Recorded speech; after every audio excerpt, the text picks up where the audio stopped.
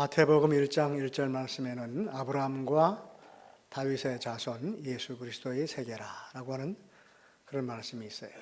아브라함과 다윗의 자손 예수 그리스도의 세계라. 그러니까 예수 그리스도는 누구의 자손이라고 하는 거죠? 누구의 자손이? 아브라함과 또 다윗의 자손이라. 아브라함의 그 후손들을 통해서, 그리고 또 다윗의 그 후손들을 통해서 예수 그리스도께서 세상에 오셨다라고 하는 그런 말씀이에요. 그런데 이사야 11장 1절 말씀을 보면 이새의 줄기에서 한 싹이 나며 그 뿌리에서 한 가지가 나서 결실할 것이라 하는 그런 말씀이 있어요. 이새의 줄기에서 한 싹이 날 것이라. 이 말씀은 다른 말로 하면 이새의 줄기에서 예수 그리스도가 메시아가 오실 것이라 하는 그런 말씀이에요. 마태복음 1장 1절에는 아브라함과 다윗의 자손으로 예수 그리스도가 오셨다. 그런데 이사야 선지자는 이새의 줄기에서, 이새의 가문에서 메시아가 오셨다. 그렇게 얘기를 하고 있죠. 물론 다윗과 이새는 뗄래야 뗄 수 없는 그런 아주 굉장히 가까운 관계죠. 다윗과 이새의 관계가 어떤 관계입니까? 아주 밀접한 관계죠. 어떤 관계예요? 다윗은 누구의 아들이에요? 이새의 아들이. 그 이새는 다윗의 아버지.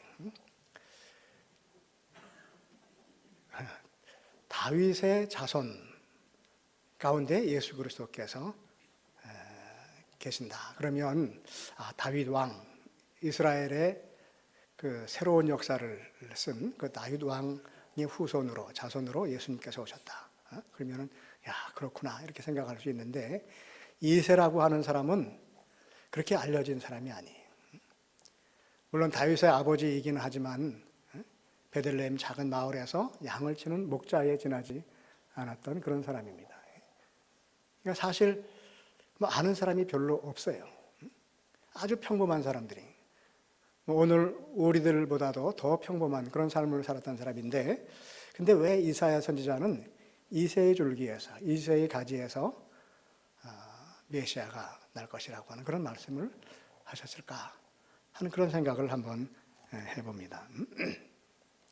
이새 줄기라고 할 때 이 성경에 이 줄기라고 하는 말이 우리가 아는 그냥 그 나무에 붙어 있는 그 줄기, 가지와 줄기를 구별하기가 좀 그렇지만 엄밀히 얘기를 하면 줄기에서 또 가지가 나죠. 그래서 우리가 알고 있는 나무 그 본체에 붙어 있는 그런 줄기라고 하는 그런 단어는 아니에요. 이새의 줄기에서라고 할 때 이 깨자우라고 하는 이 히브리 단어는 줄기라고 하기보다는 나무가 이렇게 베어진 다음에 남아있는 그루터기, 나무 밑둥, 그것을 의미하는 말이 바로 깨자우라고 하는 그런 말이에요. 그러니까 이새의 줄기에서라고 하는 말을 히브리 말을 본래 언어대로 번역을 하면 이새의 그 베어진 나무 밑둥에서, 그런 얘기예요. 그루터기에서, 이새의 그루터기에서 한 싹이 날 것이고 또 한 뿌리가 나서 결실할 것이라 그런 말씀입니다. 다시 말하면 이새라고 하는 아주 알려지지 않고 볼품없는 그 가문 가운데서, 그것도 아주 화려하고 다른 사람들에게 잘 알려진 그런 유명한 가문이 아니라 마치 거의 생명력이 없는, 이제 베어져서 더 이상 그곳에서 결실할 수 없는 그 그루터기에서, 그냥 생명력이 없는 그 나무 그루터기 밑둥에서, 거기에서 메시아가 날 것이라 하는 그런 말씀이에요. 이스라엘 백성들이 우리 민족보다도 이스라엘 백성들은 더 많은 그 민족적인 어려움들을 겪었어요. 그 이스라엘을 보면 우리처럼 이렇게 그 왕조가 북쪽, 남쪽으로 이렇게 나누어져 있었어요. 그러니까 북쪽은 이스라엘이라고 부르고 남쪽은 유다라고 불렀는데, 북쪽의 이스라엘은 아수르라고 하는 나라의 침략을 받아서 망하고, 그 이후에 남쪽의 유다는 바벨론의 침략을 받아서 망합니다. 그러고 나서 바벨론에서 70년 동안 포로 생활을 하다가 하나님께서 다시금 이스라엘의 지도자를 보내셔서 이스라엘 백성들이 바벨론에서 본국으로 귀환하는 그런 기쁨을 갖게 돼요. 본국으로 귀환해서 그들의 성전을 재건하고 다시 옛 이스라엘의 영광을 회복하기 위해서 많은 노력을 했는데, 그런데 결과는 어떻게 되냐면 그 이후에도 계속 이민족의 침략을 받아서 헬라 그리고 로마의 통치를 받는 그 식민지 생활을 하는 그런 그 아픈 역사를 가지고 있어요.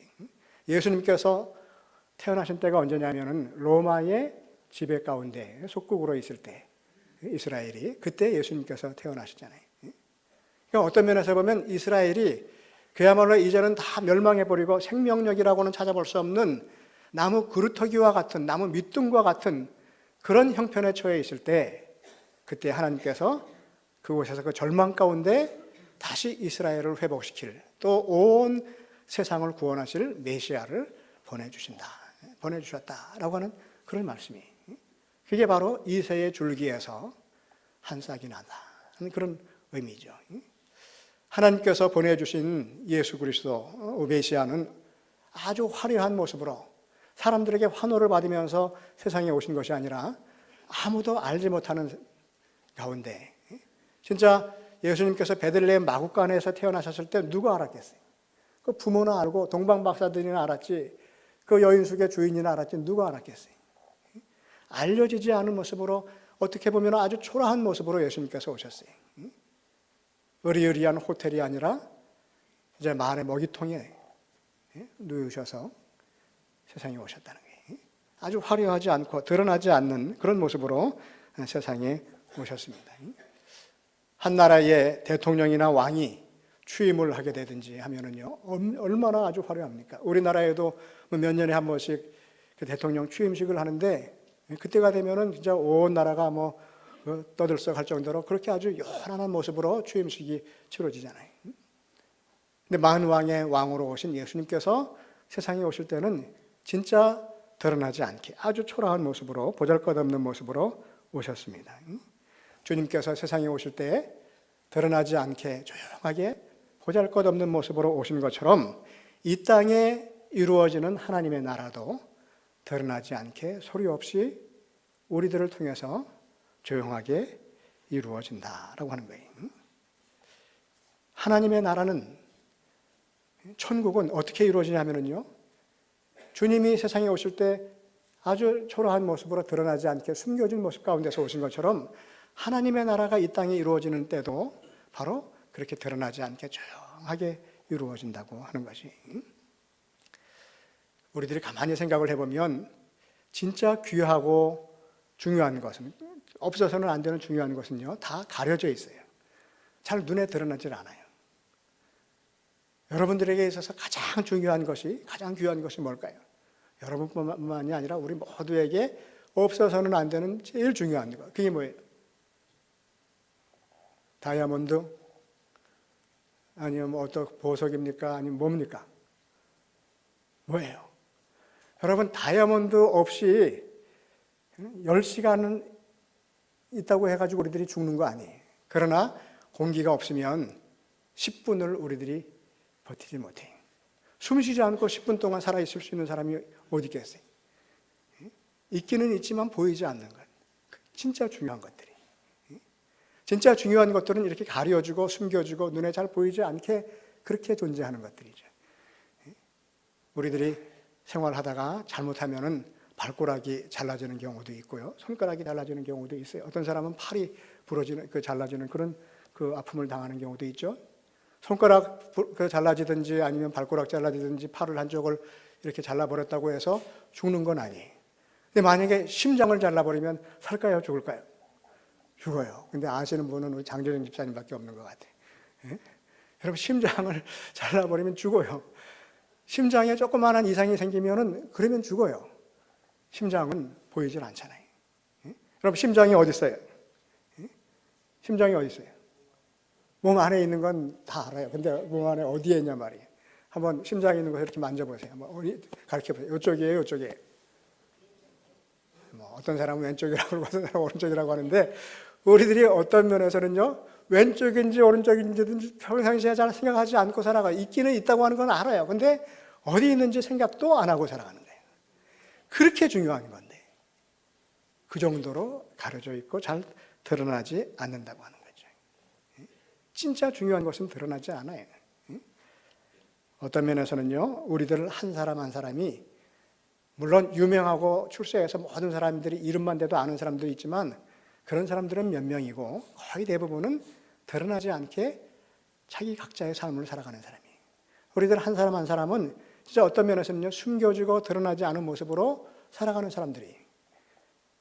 남성교회에서야 한명석이가 목사라는 걸 알지만 여기서 한 10분만 나가면은요, 아무도 몰라요. 그렇잖아요.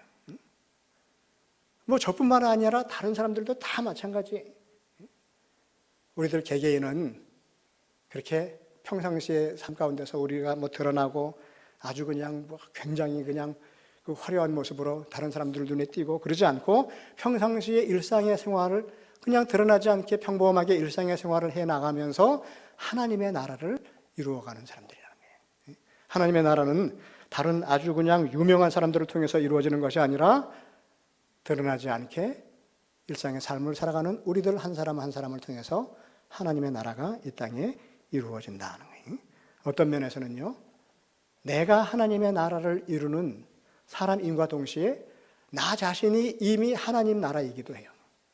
내가 하나님 나라는. 여러분, 하나님 나라가 어디에 있어요? 그 제자들에게 예수님께서 말씀하실 때 하나님의 나라는 하늘에 있는 것도 아니고 또 여기에 있다 저기에 있다 할 것도 아니라 어디에 있냐면 너희 가운데 너희 안에 있느니라, 그런 말씀을 하셨어요. 여러분, 하나님의 나라가 이미 우리 안에 있다는 거예요. 그리고 우리 안에 하나님의 나라를 모시고 살아가는 우리들 한 사람 한 사람이 하나님의 나라이고 우리를 통해서 하나님의 나라가 이루어진다. 천국이 어디에 있어요? 내 안에 있다는 거예요. 그 천국을 누가 만드느냐? 바로 나 한 사람 한 사람이 만드는 것이라는 거예요. 세상에서 가장 귀하고 중요한 사람이 누굴까요? 우리나라에서 가장 귀하고 중요한 사람, 훌륭한 사람 누구예요? 대통령? 아니, 대통령보다도 내가 더 중요한 게, 내가 더 귀한 사람이에요. 대통령도 물론 귀하고 국무총리도 귀하지만 대통령이기 때문에 귀한 것이 아니라 그 한 개인이 귀한 거예요. 우리들 한 사람 한 사람이 하나님의 나라를 이루는 사람들이기 때문에 참 귀한 사람들이라는 거예요. 여러분, 하나님의 나라는 우리들이 만들어가는 거예요. 처음에 하나님께서 예수 그리스도를 세상에 보내심으로 말미암아 하나님의 나라를 만들어 가셨어요. 그 주님이 세상에 오셔서 천국을 만들어 가신 거예요. 예수님이 세상에 오시기 전에 그보다 더 먼저 6개월 전에 세례 요한이 태어났어요. 세례 요한이 사역을 하면서 이제 주님이 오시는 길을 준비하는 자, 예비하는 자로 생활을 했습니다. 세례 요한은 자기는 내 뒤에 오시는 이의 길을 예비하는 자라, 그렇게 이야기를 했어요. 세례 요한이 제일 처음에 사역을 하면서 했던 말, 외침이 뭐냐면 회개하라, 천국이 가까이 왔느니라 하는 그 말이었어요. 왜냐하면 너희들이 회개해야 하나님의 나라를 이루어갈 수 있고 그 하나님의 나라를 누릴 수가 있다는 거예요. 그렇기 때문에 회개하라, 천국이 가까이 왔다.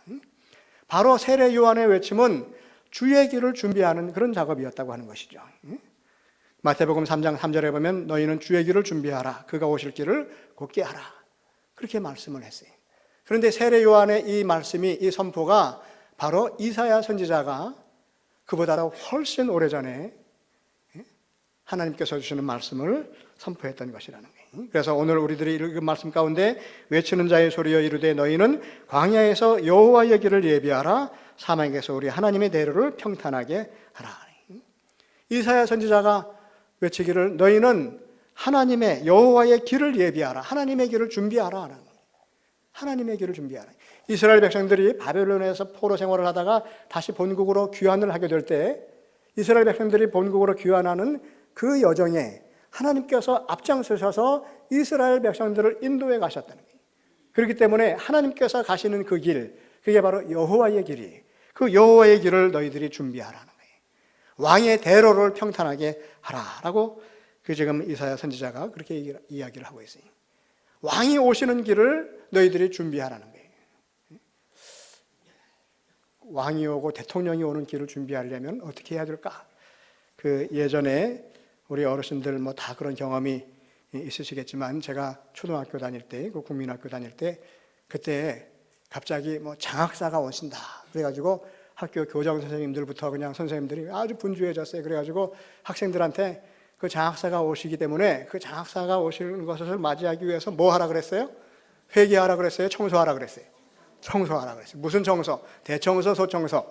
대청소 안 하세요. 그때 대청소는요, 그냥 물 뿌리고 막 이렇게 닦아내고 하는 것이 아니라 책걸상을 다 뒤로 밀어놓고, 그리고 교실, 그때 바닥은 전부 마룻바닥이었잖아요. 복도도 다 마룻바닥이었어요. 그렇기 때문에 그 마닥을 빗자루를 쓸고 무슨 물걸레질 하는 게 아니라 거기다 뭐를 입혔어요? 초를 갖다가 그냥 다 발랐어요. 다 경험이 있으시잖아요. 초 발라놓고 또 뭐 했어요, 갖다가? 그 다음에 어떨 때는요, 자갈을 가지고 막 밀었어요. 그리고 또 걸레를 하나씩 딱 갖고 여기 복도라고 하면 쭉 서가지고 꿇어 앉아가지고 어떻게 했어요? 쫙 밀고 나가잖아요. 그걸 며칠을 했어요. 그래서 나중에는 어떻게 돼요? 그 마룻바닥이 반질반질해져가지고 선생님이 가다가 미끄러져서 넘어질 정도로 그렇게 깨끗하게 닦아냈다는 거예요. 누구를 맞이하기 위해서? 장학사를 맞이하기 위해서.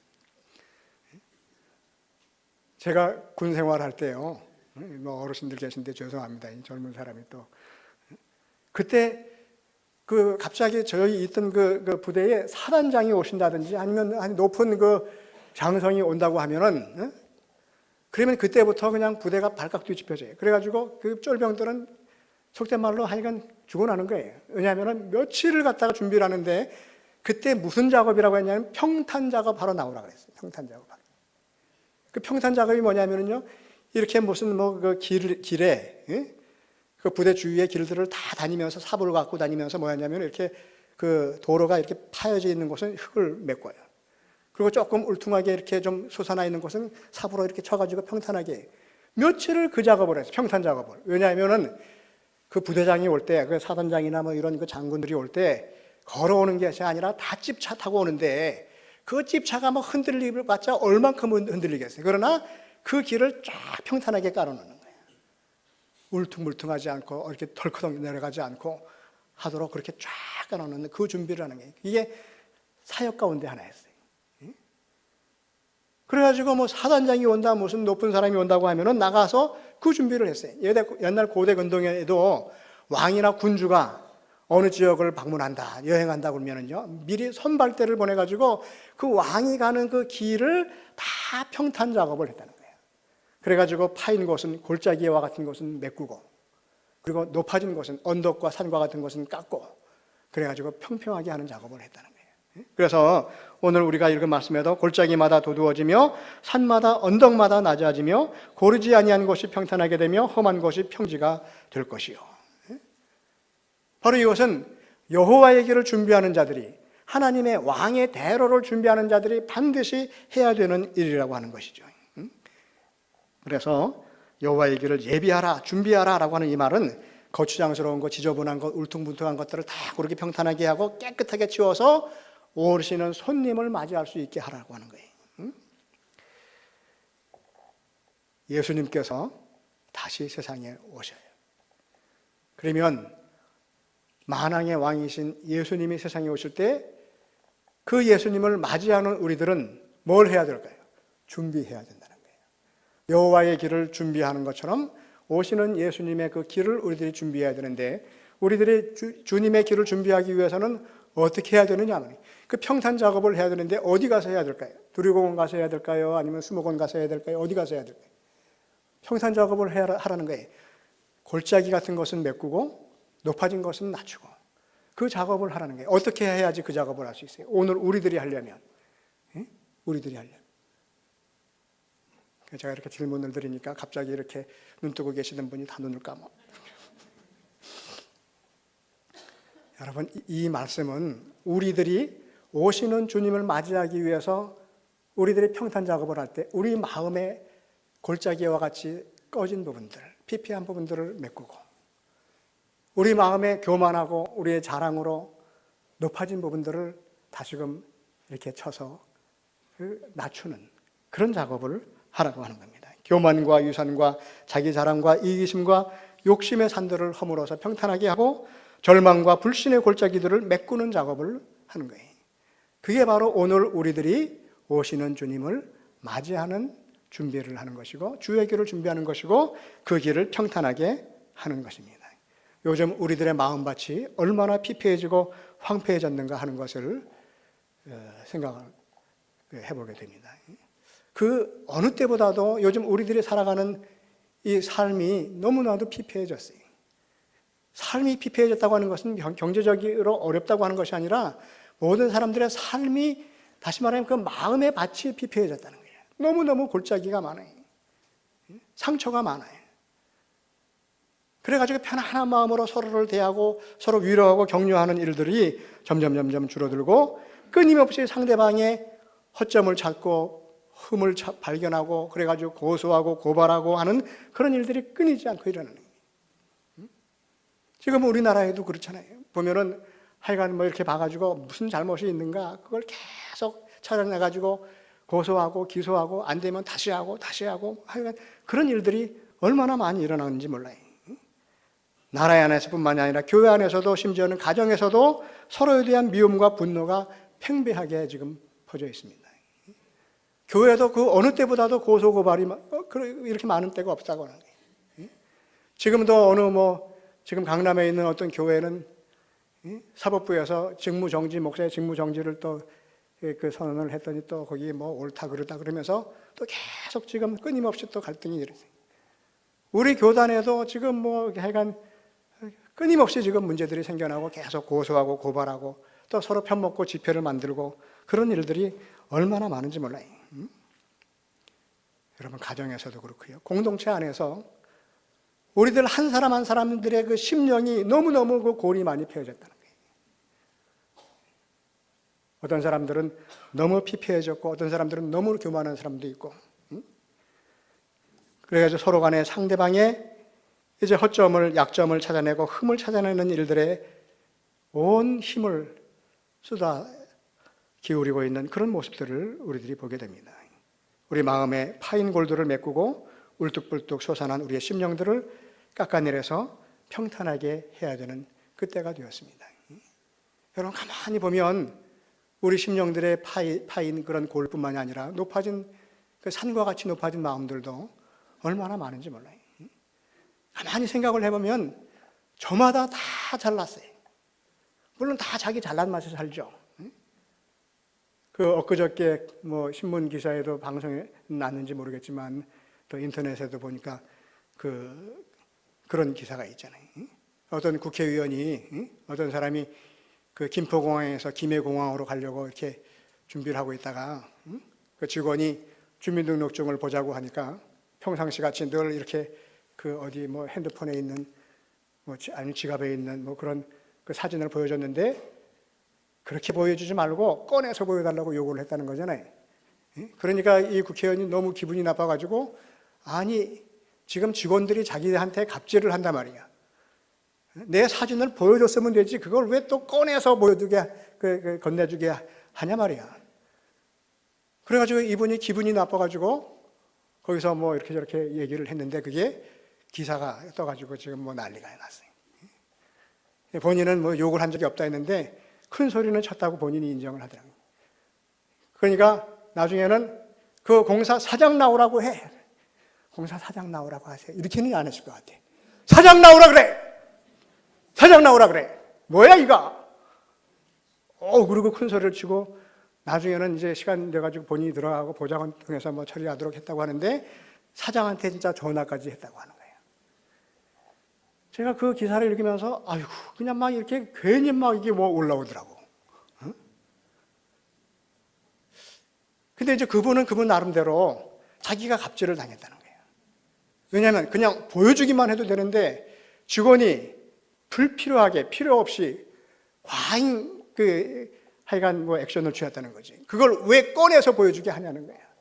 규정에 그런 규정이 없지 않냐. 그래가지고 직원을 불러가지고 그런 규정이 있어 찾아봐. 그런 규정은 없는지 모르지만 그 검사를 하는 사람들이 그 주민등록증이 그 신분증이 가짜인지 진짜인지를 확인을 할 책임이 있다는 거예요.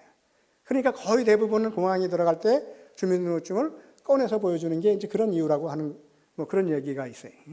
제가 가만히 생각을 해보니까 제가 김포공항을 가든지 인천공항을 가든지 어느 공항을 가든지 우리나라에서도 제 신분증을 꺼내서 이렇게 건네준 적이 있지 제가 지갑에 있는 거 이렇게 보여주고 들어간 적이 한 번도 없더라고.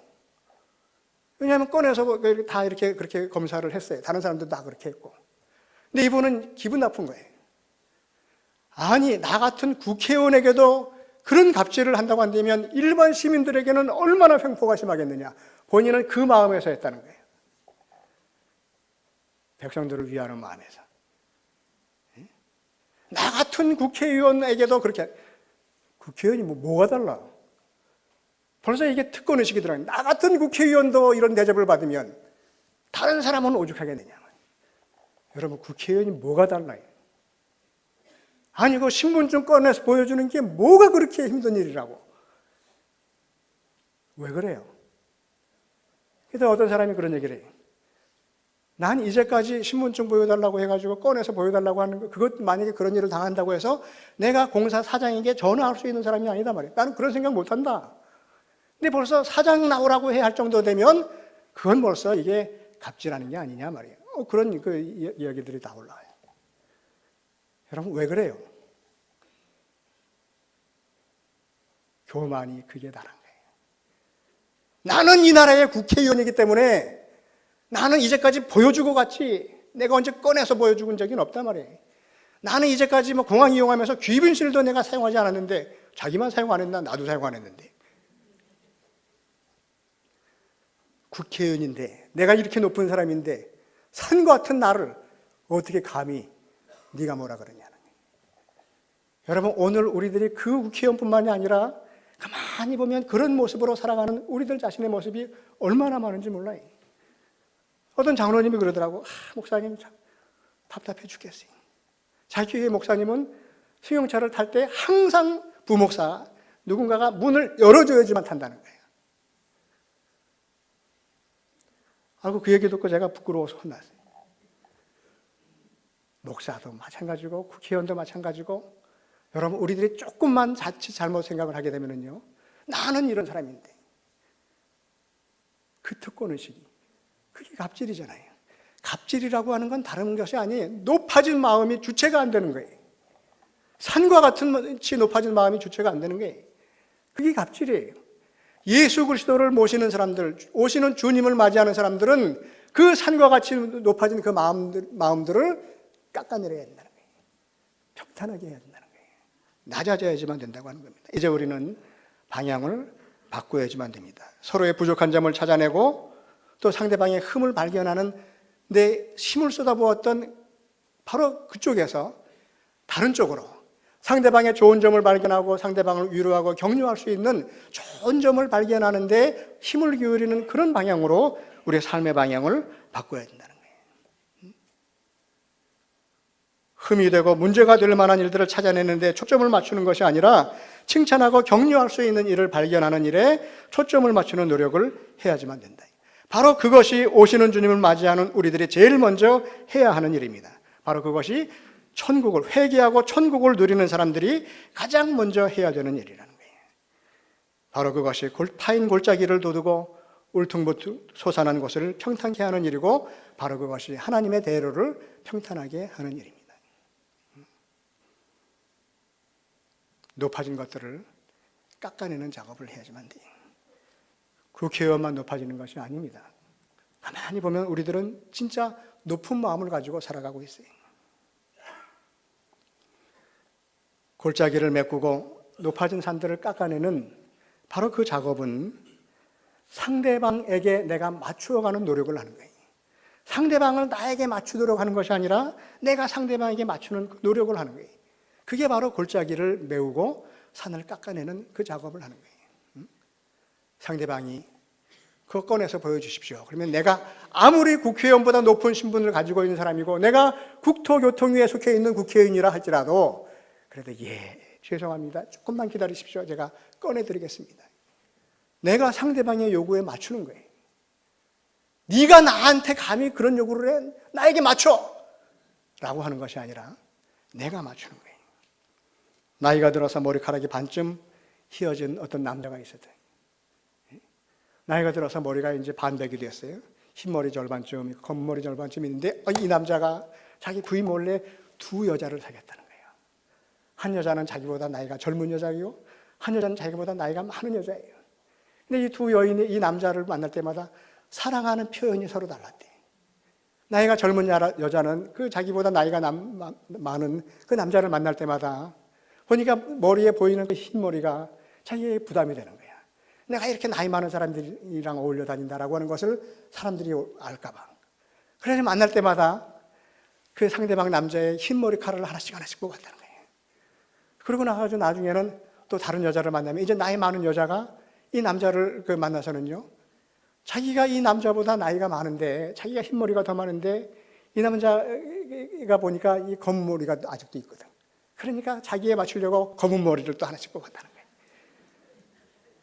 그러다 보니까 이 남자는 나중에 젊은 여자 만나고, 늙은 여자 만나고, 몇 번 만나다 보니까 머리가 더 많아졌어요? 머리카락이 없어졌어요? 대머리가 됐다는 거예요. 내게 맞춰서 상대방을 내게 맞춰서 다루는 거예요. 내가 검은 머리 많으니까 당신도 흰머리 있으면 안 돼! 하고 흰머리 뽑아내는 거지. 내가 흰머리가 많으니까 당신 검은 머리 있으면 안 돼. 여러분, 사랑이라고 하는 것은 상대방에게 맞춰가는 거예요. 그게 배려예요. 상대방을 내가 원하는 쪽으로 맞추어가는 것이 아니라 상대방이 원하는 쪽으로 나를 맞추어가는 것이 그게 사랑입니다. 어떻게 하면 상대방을 세워줄 수 있을까 하는 생각을 가지고 거기에 맞춰가서 행동하는 것이 바로 그게 사랑이에요. 우리는 너나 할 것 없이 내 쪽으로 모든 것을 맞추어가려고 하는 그런 생활을 하고 있습니다. 사랑한다고 하면서도 상대방을 내 쪽으로 바꾸어 놓아야만, 그래야만 직성이 풀리는 그런 생활을 이제까지 하고 있어요. 모든 세상 일들을 다 나 중심적으로 바라봅니다. 내가 기준이 되어서 판단을 하는 거예요. 내가 기준이 되어서 상대방이 나랑 생각이 다르고 무슨 취향이 다르고 뭔가 색깔이 다르고 하면 다 나한테 맞추려고 해요. 그래서 안 맞으면 쳐내는 거예요. 여러분, 그게 파여진 골짜기와 같은 마음이, 그게 높아진 산과 같은 마음이, 그런 마음밭을 고르는 작업을 해야 되는 때가 바로 대림절입니다. 내 마음의 높은 곳을, 내 마음의 산을 평탄하게 하지 않으면 우리들은 항상 상대방의 단점을 보고 약점을 찾아내고 비판할 것들을 찾아내면서 살아갈 수밖에 없습니다. 주님은 주님에게 우리들을 맞추려고 하지 아니하시고 우리들에게 주님을 친히 맞추어 나가셨어요. 우리들이 주님처럼 완벽해지기를 요구하시지 아니하시고 주님 스스로가 추하고 냄새나는 곳으로 오셔서 사람의 몸을 입고 오셔서 우리들에게 맞추어 주셨다고 하는 거예요. 그럼 성탄절은 주님이 우리를 찾아서 내려오신 날입니다. 하나님이 사람의 몸을 입고 우리들에게 찾아오신 날이 바로 그것이 성탄절입니다. 하나님이 사람이 되신 거예요. 왜냐하면 허물이 많고 부족함이 많은 우리들에게 맞추시기 위해서 친히 불완전한 사람의 몸을 입고 내려오신 것입니다. 나를 위해서 친히 세상에 내려오신 주님을 생각하면서 교만하고 거칠어진 마음밭을 고르고 평탄하게 작업을 해야 할 필요가 있습니다. 우리들 안에 아직 남아있는 교만한 마음, 상대방을 깔보는 마음, 미워하는 마음, 분노하는 마음들을 다 털어버리는 그런 작업을 해야지만 되는 때입니다. 아직도 우리 안에 남아있는 쓴뿌리들을 이제 다 뽑아버릴 수 있기를 바랍니다. 골짜기처럼 깊이 파여진 우리들의 마음을 도두어 나갈 수 있기를 바랍니다.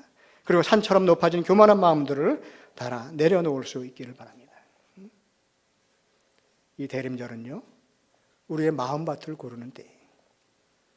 바로 그것이 오시는 주님을 준비하는 길이고 오시는 주님을 맞이하는 길입니다.